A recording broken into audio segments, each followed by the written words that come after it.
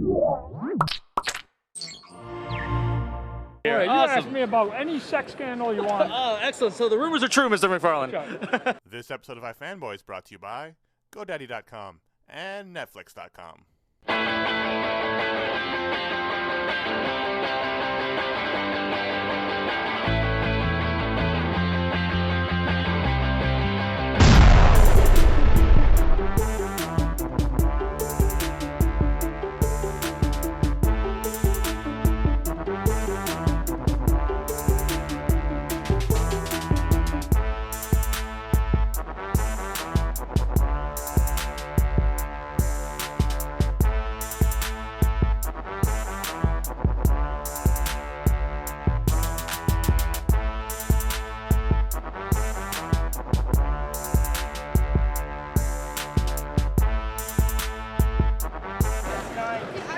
You know who I got a lot of respect for? Bob the Angry Flower Guy.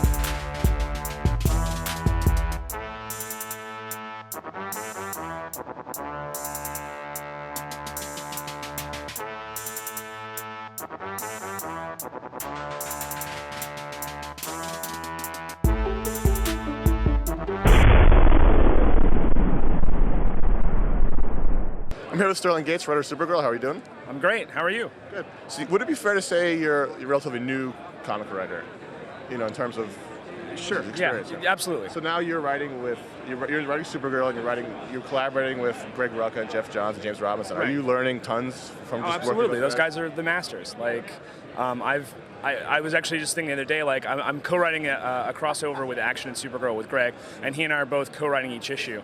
And just getting his scripts in and seeing what he's doing with those characters is like, and it's really challenged me and made me bring my game up to match what he's doing. And it's always a lot of fun working with these guys, and they really are the masters of their craft. And It's almost like you're taking a graduate level class while you're writing. I made that analogy at one point that, like, working on these Superman books with these guys, it's my comic grad school. Yeah. So, but no, it's a lot of fun, and they're obviously excited about what they're doing, and I'm excited about what I'm doing, and we get in a groove and we feed off one another. And So you have weekly calls with them. So in the beginning, did you feel at all intimidated to throw your as I said, they're masters of the craft. Of course I did. Yeah. Of course I did. But I just do my best work, and I hope that it's of a high enough level that they respect it. And so far, it appears to be working. SUPERGIRL, the reception of SUPERGIRL from our readers and our viewers is really high. So it's working. So was SUPERGIRL a character you always liked, or something you just as a challenge to make her interesting? No, I always liked SUPERGIRL. Like, there's a story I tell about when I was a kid. SUPERGIRL the movie came out, and I wasn't very old, but DC did a comic adaptation that Joey Cavalieri, who's now editor at DC, wrote. And I literally read it until the cover fell off. And then my parents bought me a new one, and I read that one until the cover fell off.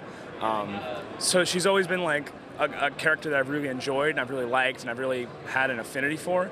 And so working on that book is just, it's a lot of fun. And I think, and Jamal likes her a lot as well. And between the two of us, I think we really can get people excited about it, because we're really excited about the character, and we want everyone to be. So. Now she's gone through so many incarnations in the last 10 years or so. Right. And even recently when she came back as an alien, how did you hone in on what you thought? Like, how would you describe her to somebody who doesn't read the book? She's the most powerful teenager on the planet. And she's Superman's cousin, and she has a giant legacy to live up to. I talk about it. I don't know if you have any siblings, but I have an older brother, and when I got into high school, every teacher had this preconceived notion of what I would be like based on how they saw my brother. So it was a challenge for me to both live up to and hopefully exceed those expectations or change those expectations. And Supergirl kind of has the same problem. Like, she's a superheroine on Earth, but there's so much weight and legacy on the S-shield she wears, and she often feels like no matter what she does, she'll never be as good as Superman, so she has to excel and do things differently and try to build her own reputation. And as everyone will see in Hunt for Reactron, which comes out in September, October, that reputation might be getting more and more sullied, for lack of a better word. Now, do you have to mine your own teen angst to get back into? I mean, is it lots of drinking? I thought I was past this. You know, I was a pretty angsty teen. Like, I went through a big heavy metal phase where I was all black, long hair, and then I started balding, and so I couldn't do long hair anymore. And I kind of like stepped back and was like, do I really like, you know, Fear Factory? They're a great band, but do I need to listen to them 24/7?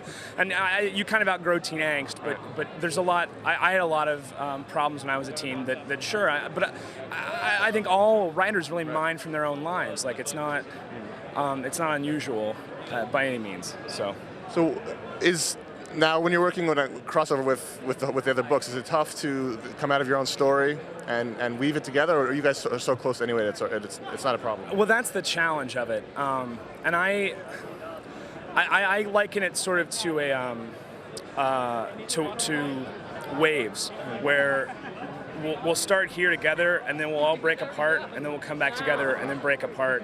And so I sort of do my own. I do my best to do my own stories that stand alone, but if you're reading everything, you get a much richer view of Metropolis and New Krypton and all those worlds. So when she appears in other books, do you give input on that, or is it? When she shows up in Superman books? Yeah, the Superman books.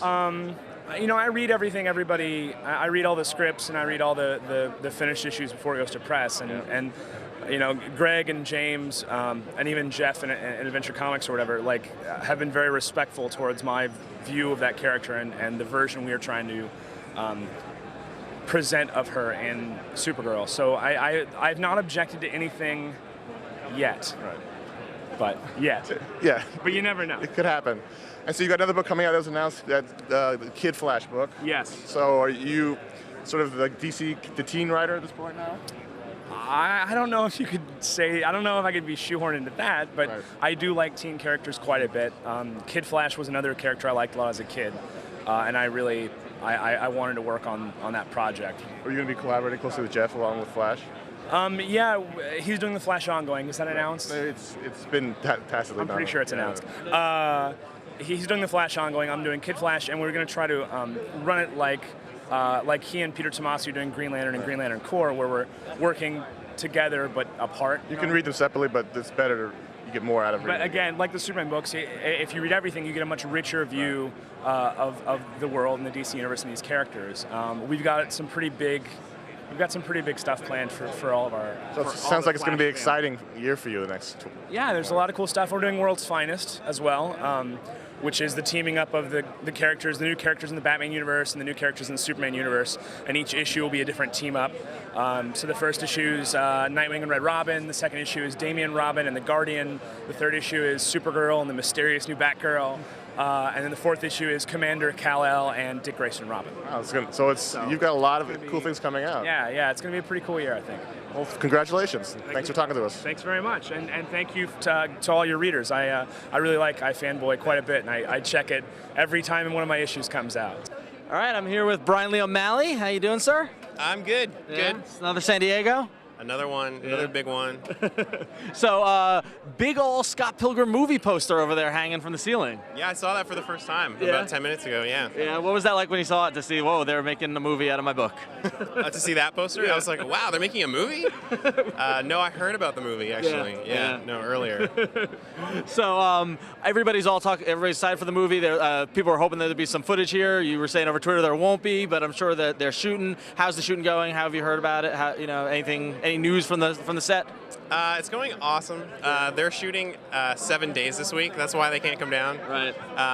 Edgar Wright actually called me yesterday, and he said that, what did he say? That it was cooler to be the only movie not showing at San Diego. Nice. So, there's that. That's your pull quote from Edgar. Very cool. So you guys had a big announcement here at the con, though, about Scott Pilgrim that wasn't movie related, that there's going to be a Scott Pilgrim video game. It's true, yeah. It's sort of movie related. I mean, it happened because of the movie. Right. But yeah, it's very early stages for that. But hopefully it'll come out around the same time as the movie. Yeah. So how kind of meta or kind of circling back is that there's going to be a video game about the book that's about video games? Yeah, no, it's totally awesome. The book is so inspired by like these old video games, and so the game is inspired by the book and the old video games, and it's everyone on the team for the game like kind of totally gets it. So Yeah. it's gonna be really cool. Are you excited to play your own video game? I'm gonna play it so much Yeah. you don't even know. Yeah, it's gonna be awesome. Well, you're a big gamer. I mean, you're always on Twitter talking about what games you're playing or you're going to buy or not. How are you giving your product or your characters to a bunch of developers? Are you a little worried about what they do with it, or? Well, actually, I'll probably be pretty heavily involved in it, which is kind of awesome. You know, I've always wanted to kind of like be involved in the video game world, so you know, who knows? Maybe I'll be video game man from now on. I don't know. It'll be cool. Cool. So, are you working on the last volume of the book, or is that all still on schedule? Are you? Yeah. No, I'm still on it. You know, hopefully it'll be out around the same time as the game and the movie. Yeah, that would be clever. Huge marketing blitz. Yeah, it'll be awesome. Excellent. Well, thanks so much. Enjoy the con. We appreciate it. Man, see you later. Touch his hair. Touch his hair. You want to touch the hair? The hair? No. Do you want to touch my hair? I'll touch your hair. Mutual hair touching? There you go. Oh my god, that's gross. That's weird. Gordon, I've got an idea for a website. what is it? TwilightRuinTheCon.com. TwilightRuinTheCon.com. You know, you could register that domain name at GoDaddy, and you could use their tools to set up the website. That's awesome. I love GoDaddy. Yes. GoDaddy's got all the services you need to set up a website, to register a domain name, set up your email, set up your blog, set up a store, whatever you need to do, GoDaddy's got it. Could I do my feet hurt at thecon.com? I think I bought that already. Ooh. So, Can I post to it? Sure you can. So go to revision3.com/GoDaddy to see all the GoDaddy offers. And if you click on iFanboy there, you can jump to all of our various offers that we've got. We've got percentage off your orders, we've got combo deals, everything you need. It's all there. That's your starting point to get your website set up at GoDaddy. GoDaddy. I'm here with Anthony Johnston and Christopher Mitten. You guys are the creators of Wasteland from Oni. This series has been around for a while, but I feel like it's one of those things that people keep discovering, you know, in trade paperbacks and things like that. Tell me what the series is.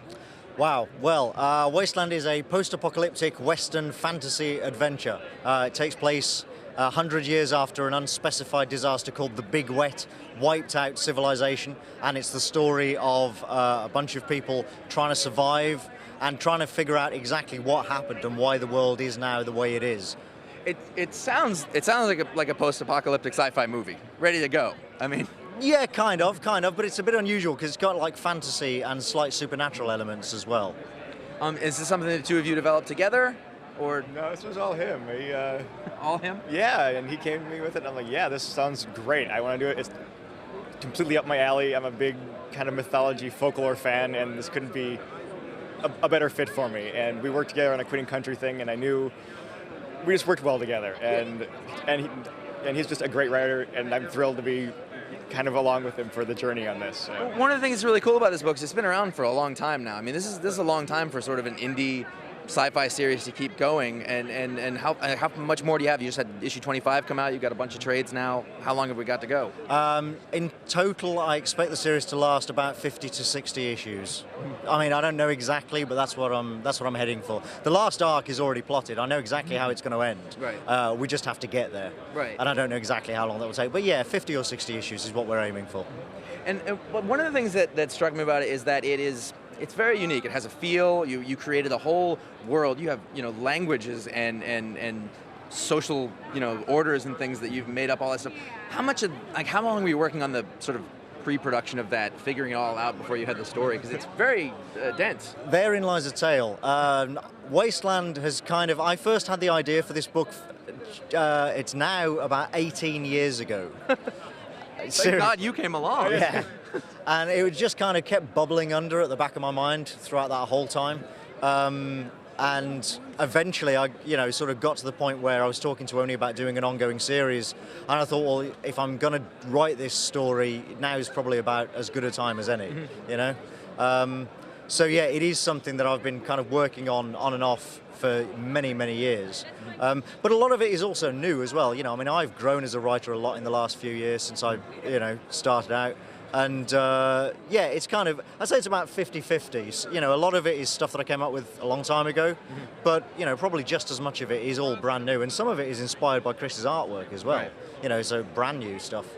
Was it fun designing, I guess, the world that all this takes place in? Yeah, and it's still developing as we go. I'll tweak stuff, and obviously there's big set pieces you can't just switch, but in and of those things, you like to kind of tweak and play with it. I like different environments, which is I like going back from the city to the desert and the city to the desert. And every time I go back to the city, it's always some different aspect of it. I can use some different architectural thing or different it's just fun to play with. There's a lot there that Anthony's given me to work with and play around in, and it's really just it's been a blast to do. So yeah. Also, Chris really likes drawing weirdos. There are a lot of them. He really likes drawing weird people. So I just fill the book with them. So do you have like the sort of a slang and a jargon that a lot of the characters have? Like, do you have all that stuff down now? Could you just speak like in your sleep? Yeah, mostly. I mean, you know, new words crop up from time to time, but yeah, it's again, that's part of the stuff that I've been thinking about for years. So it's kind of second nature now. Now I've seen you have a lot of sort of graphic novels, and you have I guess you do novels too, right? Or but this is sort of your first ongoing long-term series, right? Is it you having fun with it? I mean, at this point it must feel pretty natural and not necessarily introducing something and then ending it in a short time. Right, yeah, that's right. It's one of those things, writing an ongoing long-form monthly series is something that it's very difficult to describe. Until you do it, you can't really know what to expect. It's weird, isn't it? It takes over your life in a good way. Yeah. It's hard work, but you kind of get into a rhythm, and yeah, it's a really, really different thing to write in graphic novels or video games or whatever. And yeah, it's people said to me before I started Wasteland, like, oh God, you don't know what you're letting yourself in for. And I was like, yeah, I've written comics, I know, but they were absolutely right. It's just the strangest experience. I guess for you, this is the first you've been on this book for a long time. Yeah, since the beginning, and it's kind of the same thing. It's nice every morning waking up knowing what you're going to be doing. It's there's not that mystery. It's like, oh, okay, I know what I'm doing today. I know the page or pages, depending. And yeah, for the last 3 years, going into year 4 actually of work on the book. You're only halfway, not even halfway. I know, and yeah, it's just again, it's fun to fill those pages every morning with just going, okay, this. Here's the sand mutants, so here's the city, or here's the, here's Michael at the trek across the, there's always something fun on every page I can, wrap my brain around for the day, so. Here, Terry Moore. How's it going, Terry? Good to see you. Good. Here we are. Yeah. 2009. Here at again. So you are about a year plus into Echo. Yes. And I think it's been a good year. It's been a very good year. Yeah. You want to ask me why? Tell us why. Because we sold the film rights to Echo to Lloyd Levin, who did Watchmen, Hellboy, and I have proof. It's right here. Ta-da! So you are a con artist now. I'm a con. Look at this. Show that the Echo cover there. Yeah. According to Variety, I'm a con artist. So now, what does this mean? So you sold the movie rights. So it doesn't mean it's gonna get made. I mean, it's in progress, or. I sold it to get made. I mean, it's not an option deal. Okay, good. That's what. Yeah, because sometimes you hear about deals happening and then nothing ever happens of it. So. That's when they option it for like $100. Right. But I charged him at the wazoo, so he has to make it now. Awesome. Good job. Well, congratulations. So how involved in the production are you going to be? Well, I'm told co-producer. Okay. So I don't know what that means. I don't have any street cred, in Hollywood. So I guess that means they let me in the meeting, but nobody's going to listen to me. Right. Well, never know. We'll see. Yeah. So, and the book's been coming out every 6 weeks on schedule? Yes, because Robin makes me. Yeah. If my wife didn't make me stay on schedule, I would be putting out a book a year. Yeah. I promise. So how has making Echo been for you for this past year? Staying back on a schedule after Strangers and telling the story that's been in your head? It's been a lot of fun, actually, because I'm on issue 14. I'm halfway in. And now it's moved from being all in my head, like trying to figure it out, to now I just I feel like I'm in sync with it. I mean, I'm really enjoying the working creative process. I mean, that's weird. That's something we never talk about, like at conventions. Yep. But when you get back to the studio, it's all this creative, zen, weird stuff that's hard to describe. And if it's working, then you're on a roll. If it's not working, you're screwed. Right. And when you start a series like I did, you're trying to figure it out like a puzzle, like a crossword.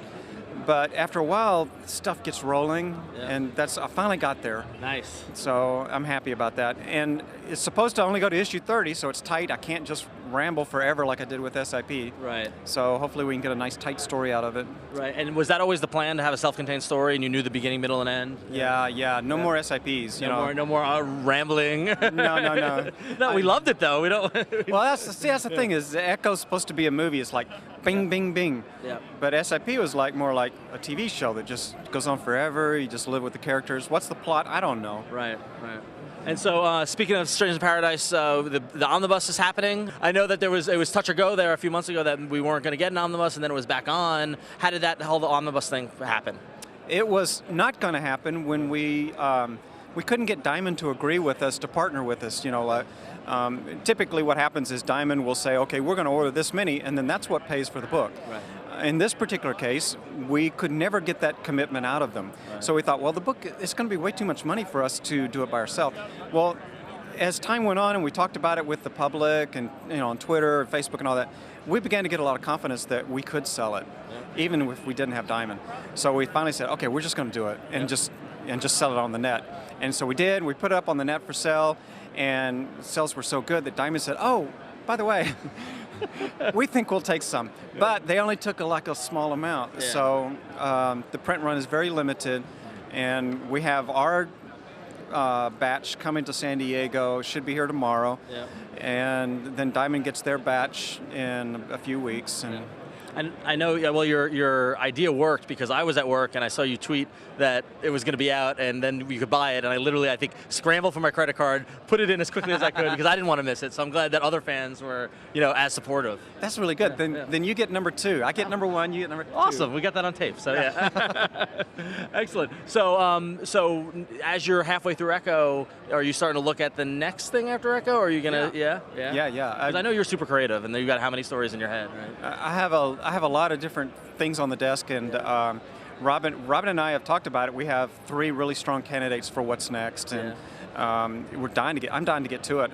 At this point now, what I'm trying to do is I want to make a number of different stories because maybe somebody's not into SIP, but they would like Echo. Right. So I want to make a lot of variety out there so that people have something to read, of mine that they would like. And now in that variety, do you want to mix up genres? Because I know Echo, I describe it as kind of a little more science fiction, conspiracy kind of thing going on. Definitely, yeah.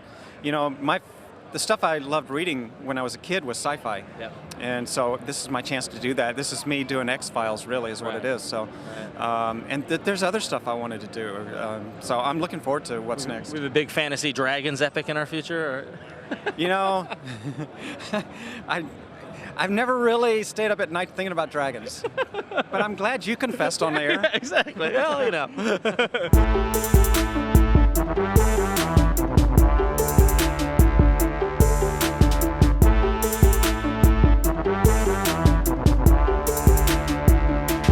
I'm here with Joe Casey, and I'm going to make something of this time. And so it's good to see you. How's the show going? I don't think it's going to work.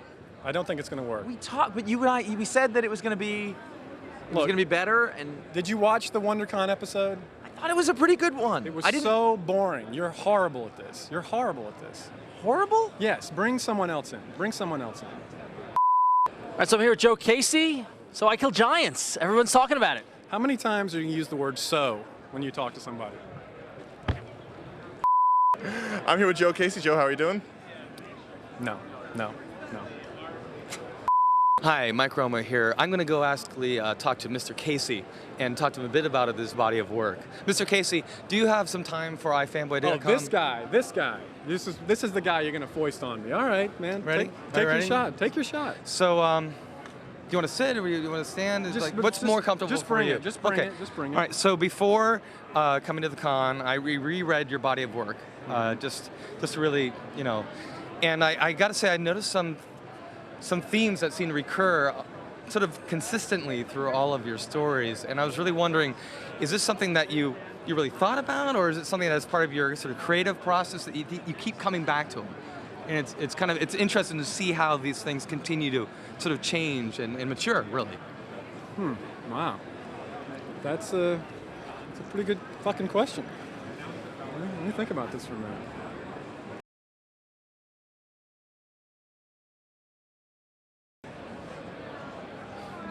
Wow. I see it now. Josh, could you Let me see that. I'm sorry. That was profound. I mean, the interview questions were Dude, I mean, seriously, it's more the subject and the work, really. That's where it comes from. But I mean, where have these guys been hiding you, man? I learned a bit, but really, for me, it's just about trying to make that relationship I'm work. a little, I got something in my eye. I'm sorry. I apologize. It's right. I wear contact lenses. Well, listen, that was, Anyway, I mean, I know you're busy. Let's hug it out. Let's hug it out. Thank you so much. Make that error of judgment. I'm gonna go get Scott. How you doing, man? Good. Good. I can't do this. Good. Brisk. It's See you, Joe. Yeah. What's new in the works? All right, I'm here with Todd McFarlane. How you doing? Good. How are you doing today? Excellent. So it's a big San Diego for you so far. We've had Image United. We got a preview book out. How has been working on the project been for you? You know, actually, it's been pretty interesting. Again, we're trying to do something that hasn't happened in comic books, which is, I mean, there's been plenty of crossovers, right, but there hasn't been crossover with the story and crossover with the art. So right, we've got 7 of us doing the artwork, each manipulating our own character and then having to sort of fill in the background. right. So it's been pretty. I'm usually the guy at the very end, so I sort of fill my guy in, and then I look at the pages and go, hey, isn't that guy supposed to have a foot there? And isn't it, because you might imagine everybody is being Sure, very polite yeah, about where they stop and start. So they go, you know what, I won't draw too much because I know the other guy's coming. And the other guy's going, I won't draw too much because the other guy's coming. And then all of a sudden I go, aren't we missing elbows and right, arms and, you know, the little stuff that's sort of hidden behind, right? Right, And so I've had fun sort of messing around and sort of completing some of those pages. Yeah, so have you been inking over some of the other guys too, or? Yeah, well, some of it's supposed to go to the various guys and then to me and then back out. But if some of the pencils are down there and I'm in a groove, yeah, I'll just start inking away. Nice. And given that everybody's got deadlines, so far nobody's phoned me and said, Todd, how come you inked my character? I think the opposite. I think they're going, cool, Todd inked the character. I don't have to do as much work. So it's sort of fun jumping on some of the other characters other than Spawn. Yeah. So are you guys physically mailing the pages to each other? Yeah. So FedEx loves you. Right now, yeah, it's gonna be the most expensive mailing book that there is. We're trying to coordinate it so it doesn't have to keep going back and forth. One of the reasons why I'll jump on a couple other characters, I'll go, look, there's no sense sending this back to Mark or Rob. I'll just do the guy right here, and then we're done with this page. Cool, excellent. And so, and you've been working. Robert Kirkman wrote Image United, but you've got a big project with him and Ryan Otley. What can you tell us about Haunt? Well, a couple years ago, at a panel, you know, Robert got up out of the crowd. I wasn't familiar with his face. I was familiar with his work, not his face. And he just sort of challenged me to go, can you do something more than just Spawn? Or are you just a one-trick pony? So so we've been developing it for a couple years. We should have had it out earlier. I just was busy with some other projects, and like I kept telling him, I didn't want to dive into it and announce it, right, that it was coming, and put it on a schedule so I could actually devote real time to it. And, right, and so I've been able to do that now. And then bringing Greg Capullo on to do impeccable storytelling with the layout, Ryan Otley style. It's fantastic. Yeah. And then I come in there and ink on top of them and just do a little bit of a different look than what you see in Invincibles. It's a little bit clean. You know, this is a little bit moodier book, so I'm just bringing a different style to it. Cool. So you're inking Otley's pencils on top of Capullo's layouts, and so that's one step closer to getting you to drawing again, right? Yeah. No. I'm going to be coming back doing it a little more. Again, I'm going to be doing a bunch of work on issue 200 of Spawn. Oh, and then I'll be doing some pages as we lead up to issue 200 just to sort of get the gears going again. Yeah, excellent. And how has Spawn been? We had the relaunch, or not relaunch, but kind of Wills came on, and have you been happy with how that book's been progressing? Yeah, we've been going good. I mean, all artists always think their elusive perfective issue is always the next one, right? And so we're up to, I think, issue 195, and to me it's going to be 196, right? So it's what actually keeps you striving, right? I think it's the same reason why people golf. Yeah. Next round is going to be my round. So for comic books, it's good that we do our book, and then you always sort of scratch your head and go, I could have done that and that and that if you had more time. So it gets you back to the board and do it all over again. Right. So you're drawing issue 200. What do we have? What's in store for us in the 200th issue? Which is a huge accomplishment, by the way. Yeah, especially from an independent perspective. Yeah, exactly. I believe that other than maybe Dave Sims' Cerebus, who went 300 issue, this might be the only other book, don't quote me, but it might be the only other independent book to sort of get to that lofty number. Right. So we'll have a big sort of climactic story with one of the big villains coming in and some revelations on our new Spawn, and then with the new artwork, and sort of push it into again, a direction that you haven't seen for the first 200. So, you know, sort of an uptick in showing you some art, which is sort of Todd coming back, mixing it up with some of the other artists, and then coming in there and doing a little bit of fun with the story. So, I mean, it's 200. You got to have some fun with it, right? Exactly. So, are you having fun getting back on the front of the drawing board? Yeah, you know what? It's been I was away for a while on a regular basis. You know, I did the odd cover and I was doing editing and stuff like that. But you know, I'm getting my hands pretty dirty right now, especially writing the book, doing all the balloon placements, doing color corrections people don't see. I go over all the lettering and move the balloons around and do all the inking and starting to do some penciling. So, and it sort of reminds me of sort of a simpler time when I was younger that you just went, wow. And when I didn't have a bunch of corporations and a bunch of employees and some of the complications you deal with banks and economies and all that other stuff. So it's a friendly reminder to go, comic books are pretty cool. Have you seen Twilight? I haven't, but I'm hearing about it everywhere at the con. What is it? I think it's a movie. A movie? Can I watch it? Can I get it on DVD? I think it is available on DVD. Where can I get it? Netflix. Netflix.com is your place to rent DVDs online. All you got to do is go sign up. They ship them straight to your house. You don't pay shipping or postal. They don't charge you late fees. Yes, Gordon? Do they have Blu-ray? They do have Blu-ray. Over 90,000 titles, including Blu-ray discs. And they can stream movies straight to your computer or your Xbox 360. They got pricing plans starting at $4.99 and up. And if you go to www.netflix.com/iFanboy, you can sign up and get a free 2-week trial. I'm going to put Twilight in my queue. Just repeatedly? Yeah. Every time you mail it back, they mail it back to you? I love Edward. He's dreamy. I don't know who he is. I have no idea either. I'm here with James Robinson. How you doing today? I'm doing very well, thank you. The last time we had you on the show, you were just starting to get back into this, and now you're sort of in the full swing of writing lots of comics full time again. How's the last year been going? Well, it's been very exciting. I mean, it's so much fun to be collaborating with, Greg Rucka, Geoff Johns, Sterling Gates, my editor, Matt Idelson. It's just wonderful to be a part of a creative group that allows us to move forward together in our separate books, but as a group, so that the Superman line is getting stronger and I think more diverse and interesting. Well, it's interesting because there are a bunch of Superman books, obviously, and everybody's telling their own story, but everything is interconnected and is clicking really well together. Is that a result of you guys doing a lot of collaboration together, or I mean, do you feel like it's working really, really well? No, absolutely. Every week we have a conference call, a Thursday conference call that goes on for quite a few hours, and often on the surface it's like, well, do we even need to do it this week? And then we'll get on the phone and immediately ideas start flying, and someone will have an idea and it'll spark another idea, and it's that level of stuff. And also we're not just trying to come up with ideas for our own book. Like we'll say, someone will say, hey James, you should do this in your book, or do this in that book, or this character this is when this character should be in this book, and Lois should do this, but it should be in Action Comics, even if I've come up with the idea or whatever. So it's a very generous group in terms of we're all trying to make each other's books as good as they can, knowing that the finished, the end result is that the Superman family looks better for it. Now, you're also collaborating specifically with Greg Rucka on World of New Krypton. How does that work? Do you guys plot out things and then split up the pages? Yes, we plot it out, then we beat it out what's on each page, then we just divide it up. Which scenes do we have the most affinity for, and we try to get it as close as we can to 11 pages each. Sometimes it's 10 and 12, and then we try and do the reverse of that the next time, so the other person has the 12 pages. And it isn't like half the book. It'll be 3 pages, and then I'll do 2, and then he'll do 3, depending on what scene suits us. And I like the fact that, in the end, it feels like one writer has done the whole book. Well, I was going to say that because I've read both of you guys for a long time, and I wouldn't say that your books feel like his, but when I read that book, I can't tell who's doing what. How are you smoothing out those edges? I honestly, I don't know why it's like that, because we don't go through and do a polish together, any of that.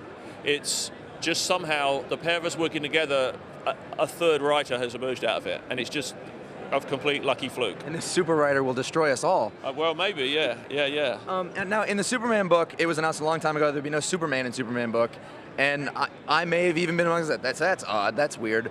But you have this character, Mon-El, who most people don't know very well, but I found to be very engaging, and even being at the Superman panel, that place was full. I've never seen people so excited about the world of Superman and the books that are coming out. Well, I have to say that I was very happy at that particular panel that you mentioned, in that it was a very full panel at a relatively early time in the day in the convention, and as opposed to people raising their hands saying, look, when is Superman coming back to Superman, or when is Superman coming back, to action, they were interested in what was going on at the moment in those books. So it shows that we are sort of doing something right. And I love writing Mon-El. I've always loved the Legion of Superheroes, so getting the chance to flesh out that character. I'm about to begin a 5-part arc, which will lead into issue 700, called Mon-El Man of Valor, where you'll see he has a new costume, a new outlook. I'm just trying to, just so that even within the time that Mon-El is in that book, you don't begin to expect what's going to happen. I'm going to kick it up and change it one more notch. And then I also love writing Jim Harper, the Guardian, and the Science Police. And he also has, to me, a great emotional arc in that he's a clone, he's great at giving orders, he's great at leading, he's great at looking after people, but in his mind, he has no, in a world where I believe no matter what your personal belief is about God, whether there is or not God, in the DC universe, you can't deny there is a God when there's a Spectre and there's all this supernatural stuff going on. So he questions whether he has a soul. Or as he puts it, he's a soulless clone, thinking about that more because of his daughter, his clone female little girl. So there's an emotional through line that will eventually pay off in the book too. I have all this planned. So yeah. You're also working on Justice League. One of the things that's interesting about that is you've got to put a whole new team together. Yes. and do a bunch of things. So what is it you're thinking about when you're throwing those people together, on your fictional team? Well, it's a combination of who you just want to write and who will service the team. So I was aware that there were three. I mean, my goal is, Superman is in space, Bruce Wayne is gone for now, and I felt that Wonder Woman had her own issues in her own book. So I wanted to try and make the team great again whilst dealing with what I had. So I wanted to use Mon-El, I wanted to use Dick Grayson Batman, and I really want to turn Donna Troy into this kick-ass character that people are excited about. And then I wanted to add some people from my Cry for Justice book. I wanted to acknowledge that there was a team existing, so use some of those characters. And I can't say too much about who those characters are. I can tell you that because these are the ones that were announced today in the panel. There is Mon-El, there is the Dick Grayson Batman, there is Donna Troy, there's Hal Jordan, Green Lantern, and there is Congrilla, or Bill as I like to call him. But there are another 6 characters, 7 characters that I'll be adding in. So a big team. They're a big team, and I want to give it the feel that although you have a core team, if you need a doctor, suddenly Dr. Midnight's in the book. If you need help getting to the center of the world, suddenly Cave Carson's in the book. So that fans never know what to expect in any book, and there's always something exciting and new. A character I love is Iron Man, the Mexican Iron Man character. So he'll be in the book at some point. I'm going to try and make it as exciting, and you never know quite what to expect or who to expect at any moment. I'm also going to build up the Justice League Villain Hall of Rogues Gallery, which has kind of gotten a bit sloppy at the moment. I'd like to make them into great villains again. So, the appearance of Despero matters, and you were excited by it, or the Key, or these characters that I think have been allowed to flounder with perhaps people not giving them the attention and the love that they deserve. You have seemingly an encyclopedic knowledge of all these obscure characters that you pull into this, that you'd pull into Starman and things like that. Are these just like characters that made an impression on you? Do you go back and read like a lot of old stories? Lately, lately I have been doing a lot of searching around on the internet, trying to find those obscure characters. I won't lie, but I've always been a DC guy. One of the things that Geoff Johns has said makes certain writers at DC very important, and he said it's himself, it's me, it's Grant Morrison, Mark Waid when he works for DC, Greg Rucka, Sterling Gates. We all are DC guys. We love the book. We're not just comic book writers who happen to be writing for DC. And I'm not disparaging any other writers at DC or writers in general, but we would rather be working at DC than anywhere else. So as a result, I just absorb all that fan information, and it just has always stuck with me. I've always loved the Golden Age. I've always loved Earth 2, and being able to apply that is very, very exciting to me. I feel, one more question. I feel like in this sort of, previously you had done Starman, which is largely you writing it by yourself, whereas now you're very collaborative. I mean, are you picking up a lot of different things from working with all these other guys? Well, it was always like Starman, the book that people Starman as a book that people responded to, if it had been in the heart of the DC universe, it would have been awful. It would have been a different book. It being off in its own little world the way it was definitely suited that book. If you're writing the Justice League, it should be involved in every event that's going on in the DC universe. It has to be one of the big wheels that's driving the overall story engine of the DC world. Same thing if you're writing Superman. So I went into it wanting to collaborate and wanting to have an exchange of ideas with these other writers who I respect so highly. I'm very excited with the Justice League that as a result of that, I'll be collaborating quite closely with Andrew Kreisberg, who's the writer on Green Arrow. So there's lots of things coming up that being able to communicate and throw ideas to one person and then throw ideas back is part of the fun of what we're doing at the moment.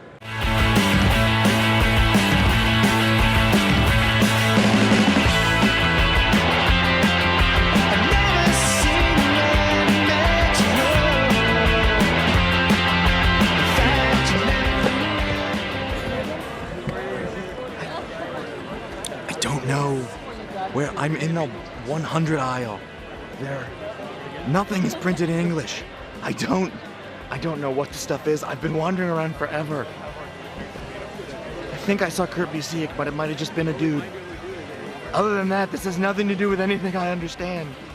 If you see Connor, or Ron, or Gordon, have them call. I don't think we get cell phone signals here. Only Japanese phones work. I don't know. Help me.